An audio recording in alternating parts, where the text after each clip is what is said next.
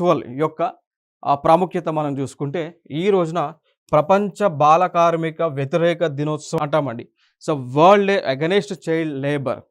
So బాల కార్మికులు అంటే 14 ఇయర్స్ బిలో, సో 14 సంవత్సరాల లోపు ఉన్నటువంటి పిల్లలు ఎవరైతే ఉంటారో, బాలలు కానీ బాలికలు కానీ, వీరిని వెట్టి చాకరీ చేయించడం అనేటువంటిది నేరం.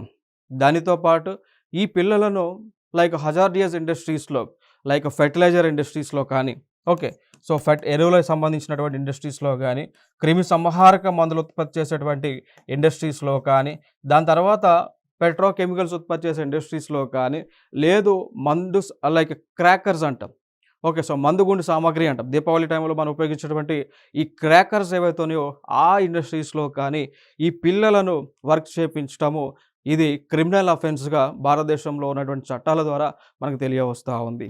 సో దాంతోపాటు ప్రపంచ దేశాలన్నీ కూడా ఏకమై ఈ 14 ఇయర్స్ లోపు ఉన్నటువంటి పిల్లలను ఈ హజార్డియస్ ఇండస్ట్రీస్లో వర్క్ చేయకుండా ఉండే విధంగా తగు చర్యలను తీసుకుంటా ఉన్నారు అండి. సో దానితో పాటు ఈ పిల్లలు ఎవరైతే ఇట్లాంటి ఇండస్ట్రీస్లో వర్క్ చేయడానికి ఆ పేదరికం ఏదైతే కారణంగా ఉంటుందో, అంటే ప్రతి ఒక్కరు కూడా ఇట్లాంటి ఇండస్ట్రీస్లో వర్క్ ఎందుకు చేస్తూ ఉన్నారంటే డబ్బుల కోసం చేస్తూ ఉన్నారు. ఇంత లైఫ్ని కూడా రిస్క్లో పెట్టి డబ్బుల కోసం ఎందుకు పనిచేస్తూ ఉన్నారంటే వాళ్ళకు ఉన్నటువంటి పూర్నెస్ లేదా పవర్టీ కావచ్చు.